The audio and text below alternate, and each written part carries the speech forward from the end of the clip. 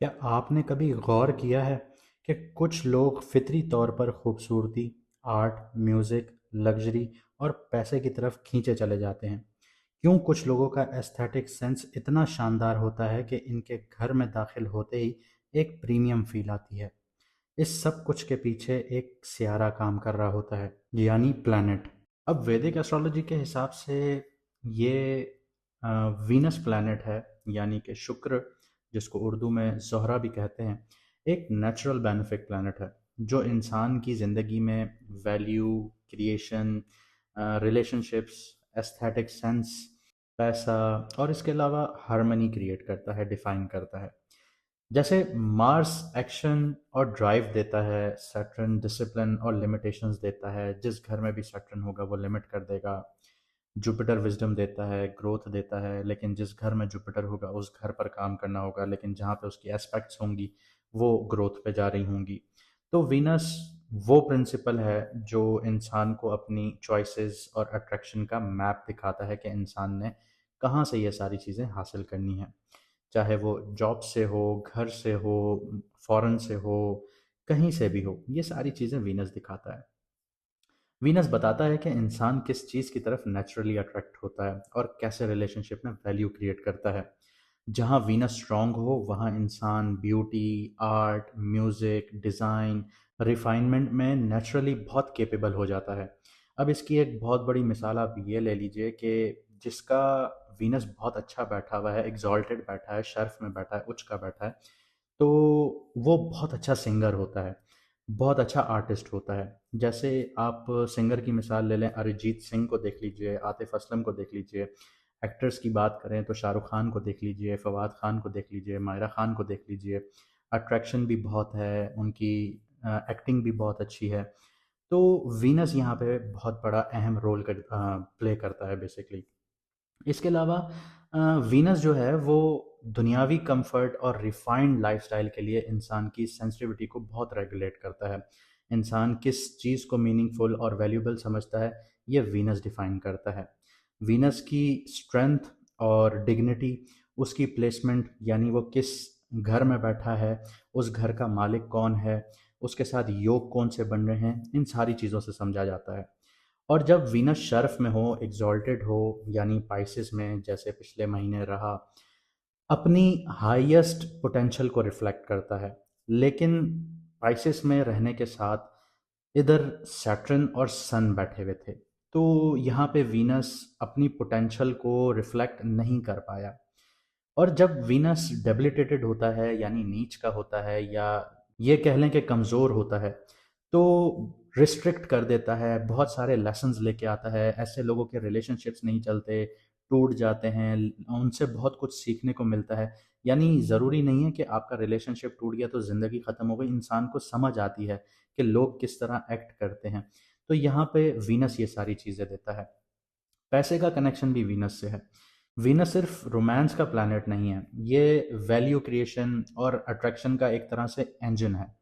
जहाँ Venus active हो और स्ट्रांग हो वहाँ इंसान नेचुरली बहुत स्किल्स और क्रिएटिविटी से इनकम जनरेट कर रहा होता है। वीनस की वैल्यू वर्ल्ड डिमांड के साथ अलाइन होती है।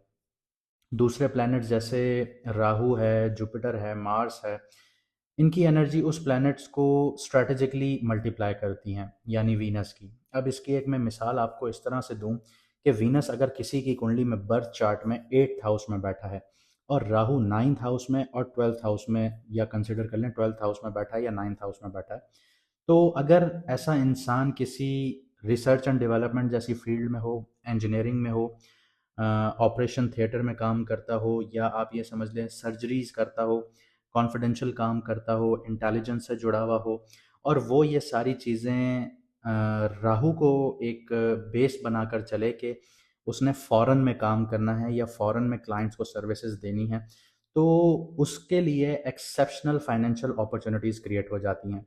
ये लॉजिक रिपीटेबल पैटर्न होता है बेसिकली।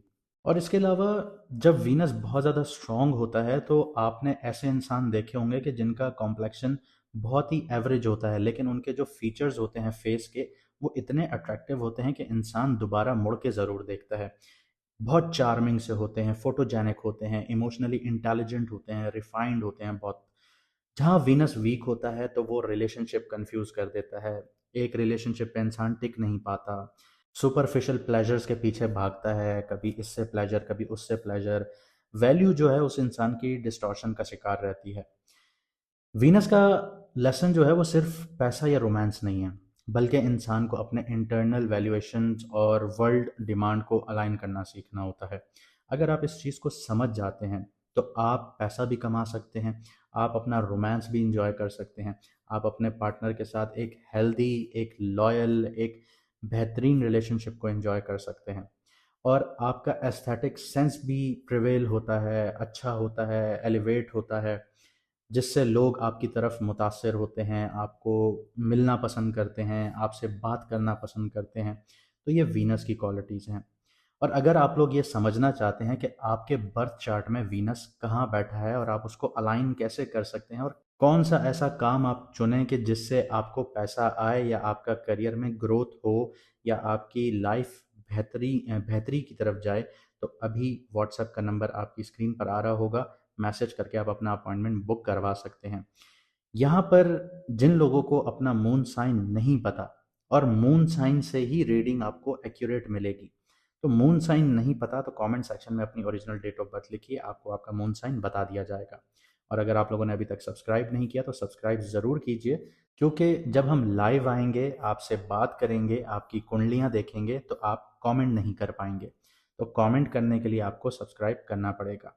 अब शुरू करते हैं कि वीनस आपके कौन से घर में आया है और आपको क्या देने जा रहा है। तो अगर आपका मून साइन एरीज है या लगना एरीज है, जिसको मेष राशि या बुर्ज हमल भी कहा जाता है, तो आपके फर्स्ट हाउस में वीनस ट्रांजिट कर रहा है।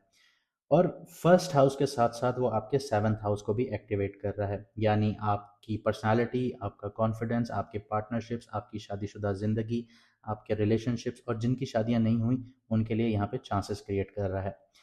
करियर में ये कैसे आपके लिए इम्पैक्ट डालेगा कि आपकी पर्सनल जो क्रिज्मा है और लीडरशिप ऑरा है वो स्ट्रांग होगी। लेकिन यहाँ पे ये चीज़ भूलना बिल्कुल भी आपके लिए सही नहीं होगा कि जैसे हमारे नबी पाक सल्लल्लाहु अलैहि वसल्लम ने फरमाया था कि सफाई निफ्स ईमान है।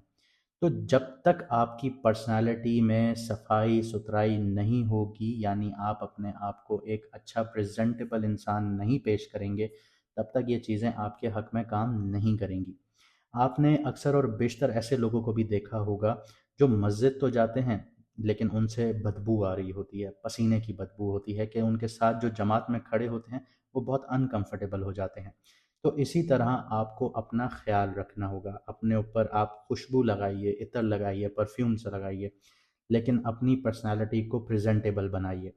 प्रोफेशन में वही लोग आगे जाएंगे जो अपने आप को प्रेजेंटेबल बनाएंगे, उनका पर्सनल करिश्मा तभी यहाँ पे निकल कर आएगा और उनको लीडरशिप, जो उनका जो लीडरशिप ऑरा है वो स्ट्रांग होगा। प्रोफेशन में लोग आपकी पर्सनालिटी और चार्म से यहाँ पे अट्रैक्ट होंगे।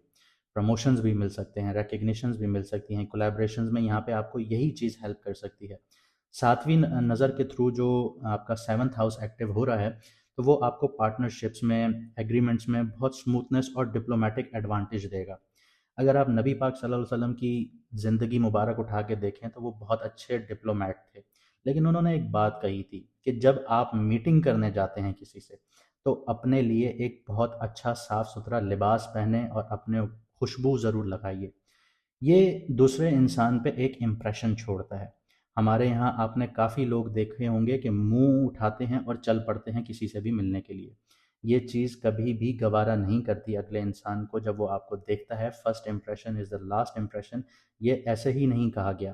तो अपनी पर्सनालिटी को डेवलप कीजिए, आपके लिए रास्ते खुलना शुरू होंगे। करियर अपॉर्चुनिटीज़ में आपकी कॉन्फिडेंस और आपके स्किल्स और फिर आपकी जो पर्सनालिटी है, ये अगर साथ लिंक्ड हो जाएं, तो प्रोफेशनल लाइफ जो है वो निगोसिएशंस और कोलैबोरेशंस में आपका साथ देना शुरू कर देगी।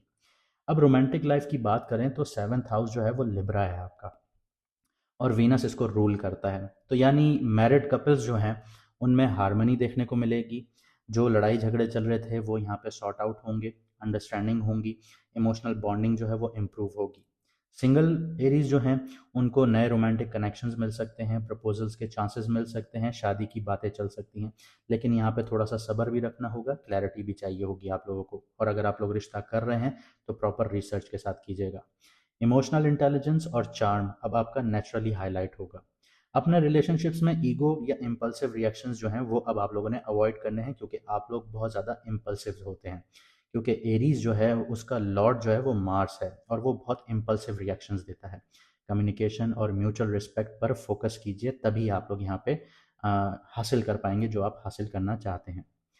यहाँ पर आपकी पर्सनालिटी जो है उसको डेवलपमेंट की बहुत ज़रूरत है। अगर आप ऑलरेडी कर चुके हैं तो ठीक है, अगर नहीं कर चुके तो अपने कॉन्फिडेंस पर काम कीजिए, अपने चार्म पर काम कीजिए, अपनी पर्सनल अपील को इन्हांस कीजिए। ये आपके लिए बेहतरीन होगा। हेल्थ की बात करें तो वीनस जो है वो बहुत सॉफ्ट एनर्जी प्रोवाइड करता है, लेकिन फर्स्ट हाउस में ट्रांजिट होने से स्ट्रेस भी देता है और ओवर एम्बिशन से फटीग भी दिला सकता है। तो इमोशनल वेलबींग और सेल्फ केयर को प्रायोरिटी दीजिए और बहुत ज़्यादा सोचिए नहीं। बस अगर आप अच्छे लग रहे हैं, आप खुशबू आपने लगाई हुई है, आप एक प्रेजेंटेबल इंसान की तरह किसी के साथ भी जाके बैठ सकते हैं, तो इतना ज़्यादा सोचने की ज़रूरत नहीं है। बाकी आपकी पर्सनालिटी खुद ही काम करेगी। बस थोड़ी मेडिटेशंस वगैरह कीजिए, लाइट एक्सरसाइजेज रखिए, बैलेंस रूटीन मेंटेन कीजिए। आजकल वैसे ही रमदान चल रहा है, आखिरी अशरा है, तो ये ना हो कि आप लोग बहुत ज़्यादा खा पी के वहीं लेट जाएं। थोड़ा सा लाइट एक्सरसाइजेज ज़रूर कीजिए, क्योंकि ये आपकी पर्सनालिटी को इन्हांस नहीं करेंगे, ये आपकी पर्सनालिटी को एक डाउनवर्ड्स लेके चले जाएंगे। तो इन चीज़ों पर काम कीजिए ताकि आपकी ज़िंदगी में अपॉर्चुनिटीज़ आना शुरू हो जाएं। तो अगर आप लोग यहाँ तक आ गए हैं तो उम्मीद करता हूँ कि आप चैनल को सब्सक्राइब करेंगे, वीडियो को लाइक करेंगे, कमेंट सेक्शन में अपनी राय ज़रूर देंगे। हमारी दुआएं हैं कि अल्लाह पाक आपकी ज़िंदगी को बेहतरीन से बेहतरीन बनाए। मुझे दीजिए यहाँ से इजाज़त, मिलते हैं अगली वीडियो में सितारों के सफ़र पर।